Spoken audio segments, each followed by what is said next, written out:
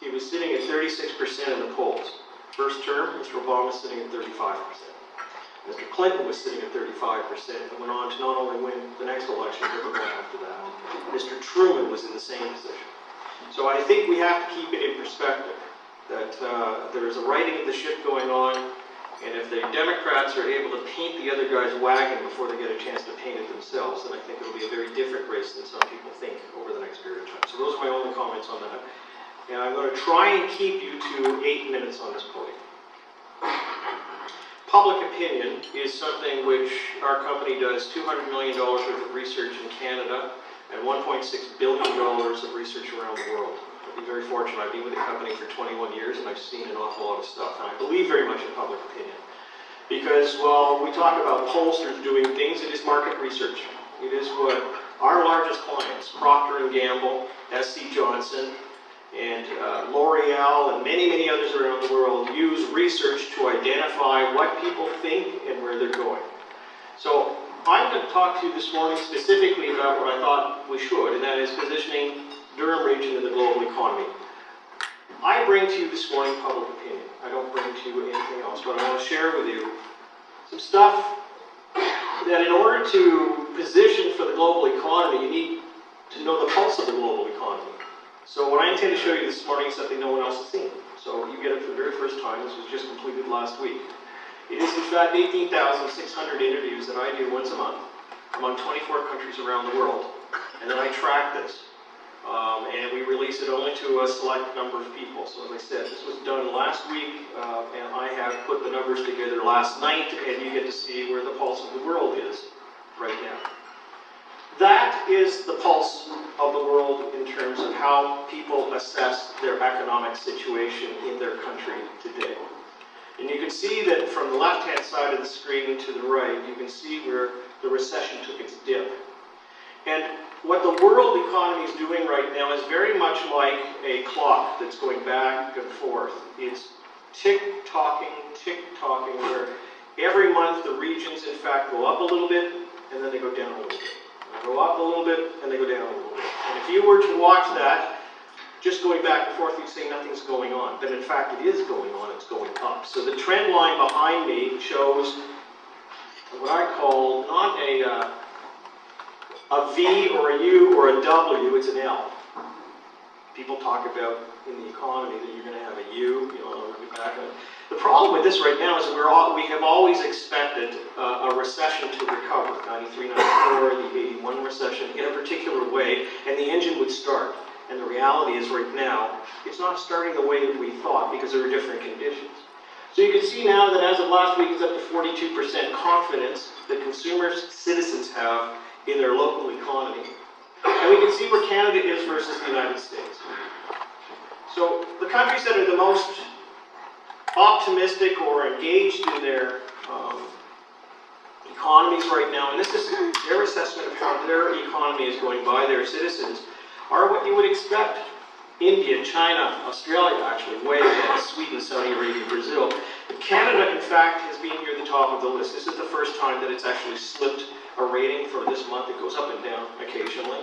But you can see the United States at the bottom, dealing with a completely, almost two separate nations, worlds apart in terms of how we see the economy and they see the economy, and everybody in between. So the first thing to take away from this is that Canada, in fact, is in the top tier of how people feel about how good the economy is. It's all a relative thing, but I got to tell you, you don't want to be in France or Italy or Spain or in Japan at the bottom of the list where only 8 or 10% feel good about their economy. Look where we are. And when you do look at it, look at the difference between the two countries. Canadian optimism about their economy and their assessment of where their economy is huge compared to the United States. And this is significant. Again, we get up and we complain. This morning, the employment statistics are out. It's dropped from 87.9%. Oshawa still at 10.2%. I mean, we're terribly engaged with that. We're really upset about it because we want to see progress. But you go to other countries and you see where we are. So the first thing is positioning ourselves in the global economy. Look where we are. The next thing is, you can see here, look at the red line. That's actually North America, Canada, and the United States. That there are other parts of the world that are in far better shape in terms of how they see their region in the economy. I leave all of this after you so you can take it home and you can read it before you go to bed tonight. But if you look through this, you can see that we're kind of in the middle, but it's the United States that pulls the average down. So positioning is not just about geography or brains or incentives or things like that. It also comes down to something else. It's about public sentiment. I mean, if you want people to invest in Durham, if you want people to grow in Durham, and you are attracting from other parts of the world, and it is an international economy, then you also want to talk about the people that are here. Not just about the geography, not just about tax break. You want to talk about how we feel. Do you want to open a plant in France tomorrow? How about Britain? I have to go up to a tourism conference in Huntsville on Monday and give a speech. And they've targeted 7 or 8 markets around the world where they, in fact, pitch the Ontario tourism message. And you want to know something? Of the 7 markets out of the 24, there's 8 they're missing that want to come here more. And that's the thing we have to look at. Traditional markets may not be the traditional markets. Going someplace and finding them, but telling people what you have to offer about public sentiment should also be an ingredient here. So let's go through this and compare ourselves to the United States. And I'm just going to give you like 8 slides and then step off the stage. Number 1. We're more satisfied with the way things are going in this country than our friends across the border. I mean, we may complain about Stephen Harper or the Liberals or whatever, but guess what? 4 years of minority government, how's it working? Not bad. Would you rather trade it for the U.S.? How about a majority here believe things are headed in the right direction? Well, 50%. Do you know what a win is in Canadian politics? About 41. I mean, you can get 59% of people waking up in the morning and hating Stephen Harper, you still get a majority at 41 or 42. You can't get that high. Same with Dalton McGuinty. 57% can hate his guts, and he still wins. So when you get 50% of the people in this country actually saying that things are going in the right direction, that's pretty good. More of us feel we have a strong local economy than we have in the United States. More of us feel we have a strong personal financial situation today than we did 6 months ago. I mean, there's a little bit of a change that's going on here, but you can see the trend line has been above. We're more comfortable making a major purchase, like a home or a car now, compared to 6 months ago, although there's been a little bit of a drop. We're more comfortable making other household purchases now compared to 6 months ago. We're more confident about job security for ourselves, our family, and other people we know personally now compared to 6 months ago. Look at that, 53%.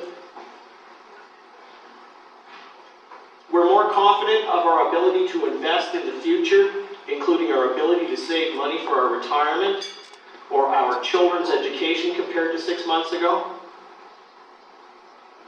And looking ahead at the next 6 months, we are less likely to believe that they, someone in their family, or someone else they know will personally lose their job. 11%. Only 11%. You want to go back to 1993, 94, you know what that number was? 36. So, thinking of the last 6 months, we personally know less people who have lost their job as well than in the United States. So, what more do we bring to the table in Durham beyond better attitude and outlook? What more do we bring? We bring certainty. And that is something, as an ingredient, I think people sometimes overlook. We have stable government. We have a stable and optimistic group of people. We have a hardy group of people who are realistic about their challenges south of the border, what they have to face here. And those are ingredients to offer the rest of the world in comparison. Thank you very much.